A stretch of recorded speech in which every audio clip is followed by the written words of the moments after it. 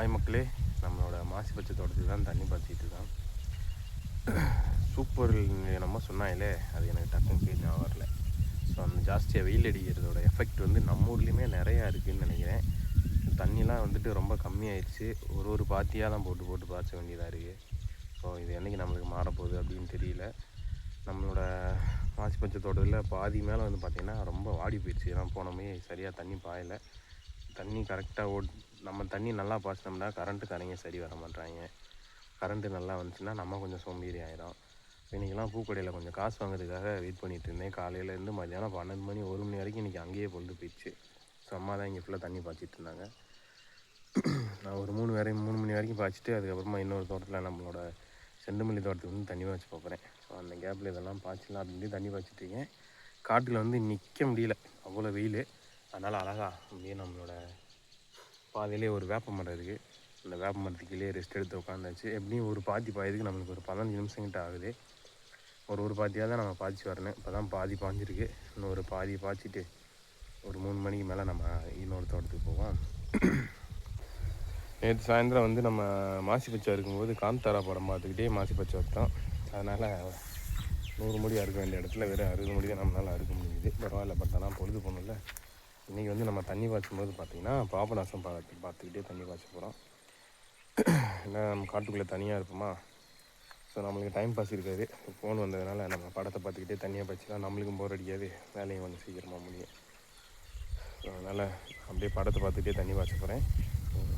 இங்கே தண்ணி பாய்ச்சி முடிச்சுட்டு நம்மளோட செண்டுமல்லி தோட்டத்துக்கு தண்ணி பாய்ச்ச போவோம்.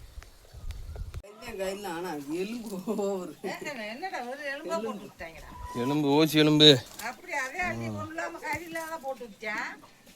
எலும்புல இந்த கறியை உரிச்சிட்டு தான் எலும்பு போட்டேன். வேணாம், இருக்குனே வயிறு சூடாது,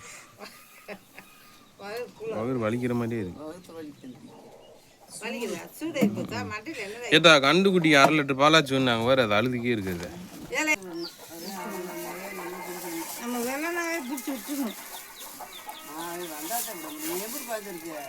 இப்போதான் அடைச்சி விட்டீங்க எங்கள் அம்மா குண்டுக்கே. 5 ஒரு நேரம் 10 நிமிஷம் 5 நிமிஷம் பாயுது ஒரு பாத்தியவே.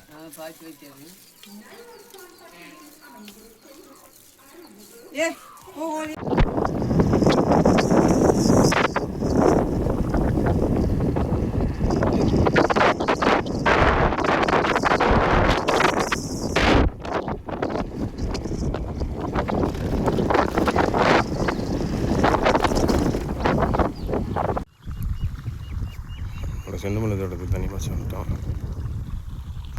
அரும்பெல்லாம் இப்போ ஒன்று ஒன்றா வெடிச்சிட்ருக்கு.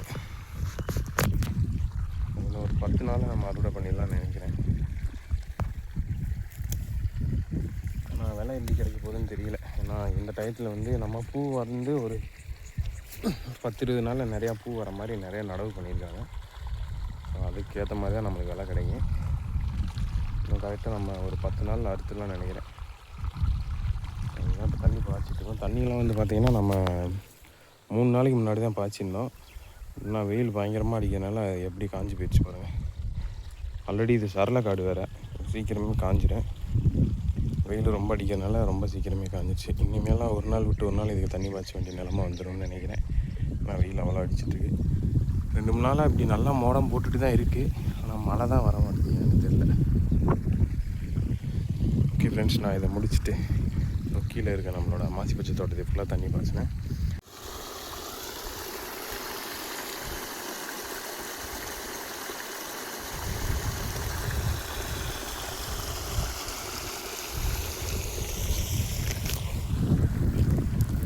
இப்போ வந்து நம்மளோட மாசி பச்சை தோட்டத்துக்கு தண்ணி பாய்ச்சிட்டு இருக்கோம்.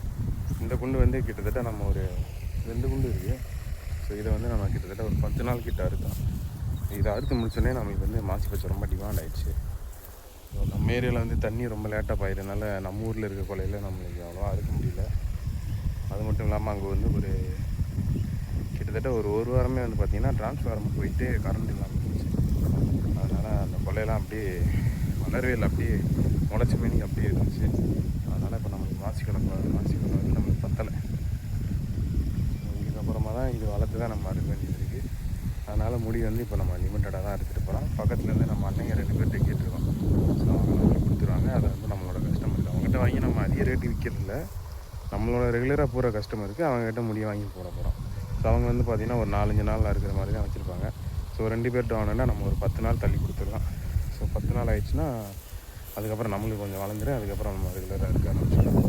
அதனால் ஒரு 50 முடி மட்டும் வெளியில் கேட்டிருக்கேன். ஸோ அது போக நம்ம வந்து டெய்லி ஈவினிங் வந்து மாசி வச்சு அறுவடை பண்ணுறோம். ஸோ 5 மணி வரைக்கும் நம்மளுக்கு முழு கரண்ட் இருக்குங்க. நம்ம மாட்டு வந்து முழு கரண்டில் மட்டும்தான் ஓடும். ஸோ இதை பாய்ச்சி முடிச்சுட்டு இது அதே மாதிரி ஃபுல்லாக பாயாது. 5 மணி வரைக்கும் எவ்வளோ பாயுதோ அதை பாய்ச்சிட்டு மிச்சத்தை வந்து நம்ம காலையில் செண்டுமல்லியாக இருக்கும்போது தண்ணி பாய்ச்சிட்டே போட்டுருவோம். ஓகேவா? நான் தண்ணி பாய்ச்சிட்டு இப்படி மாசி பச்சருக்கு கிளம்புறேன்.